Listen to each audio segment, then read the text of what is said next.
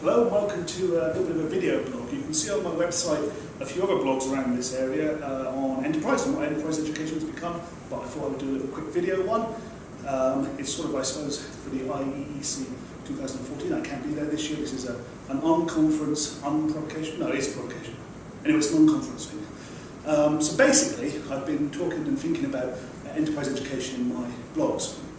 And what sort of concerns me, it's nice and simple, what concerns me is that we've drifted off down a route, as it were, that's gone away from the heart, or what I think is the heart of enterprise education, which to me, and of course you're free to argue with me, to me is all about creating a vibrant economy with innovative individuals who seek to grow the economy, who seek to basically traditional sort of capitalist values, shock horror, except of course I think we've drifted so far from traditional capitalist values that we've kind of become a dirty word. So really concerns me about this sort of crony capitalism that we see nowadays, the way in which we don't actually allow markets to flourish and develop, and instead we seem to have a lot of protectionism. So leave that to one side, that's kind of an economics argument.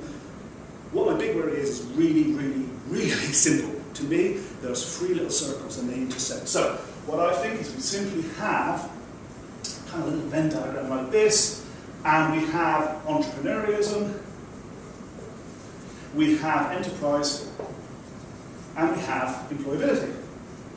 And we have really, really bad handwriting.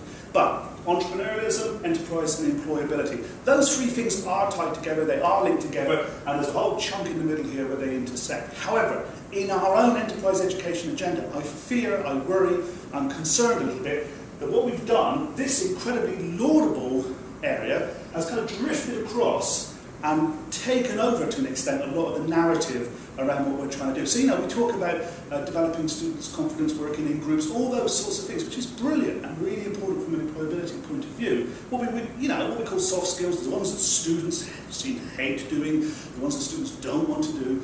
We've now dressed that up and called it enterprise, as it were, in the hope that somehow they'll take it on board. But this is my concern.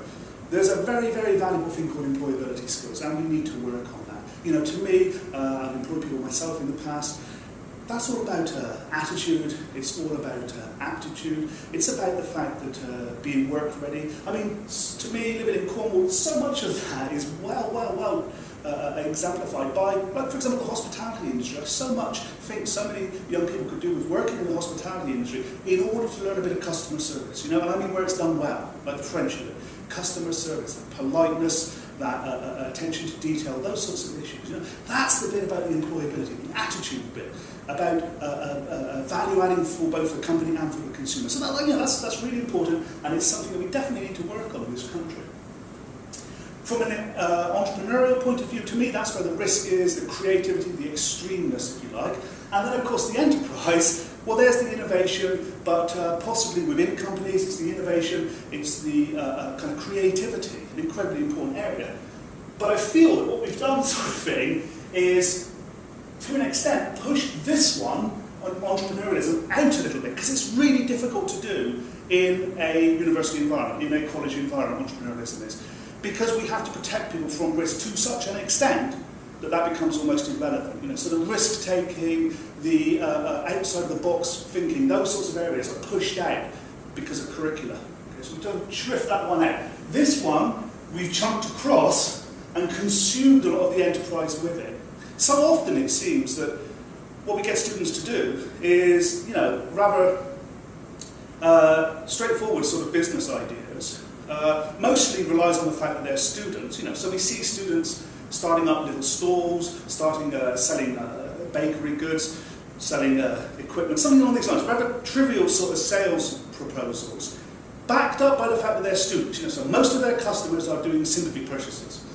And we kind of try and tell them that this is somehow enterprising and somehow employability. As someone who's been involved in commercial property development and has been involved in construction over a number of years, believe me, that's nothing like the sleepless nights and the real fear you get with that sort of a red and tooth and claw market-based investment.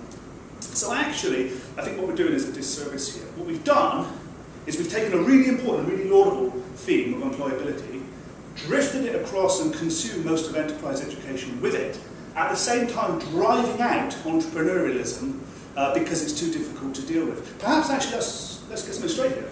It's possible that is too difficult to deal with in a college and university environment in terms of encouraging and fostering that.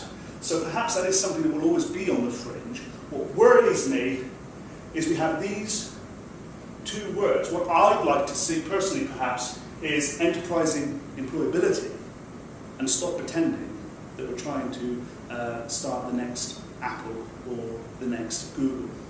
Enterprising employability would be the way to go, and perhaps then allow the entrepreneurialism and the pure enterprise to be something smaller, something more specialised, and something catered for in a much more fringe way. Although, you know, I know that Buckinghamshire has a brilliant degree going on around that sort of thing, where you've got 3 years to do it properly, great.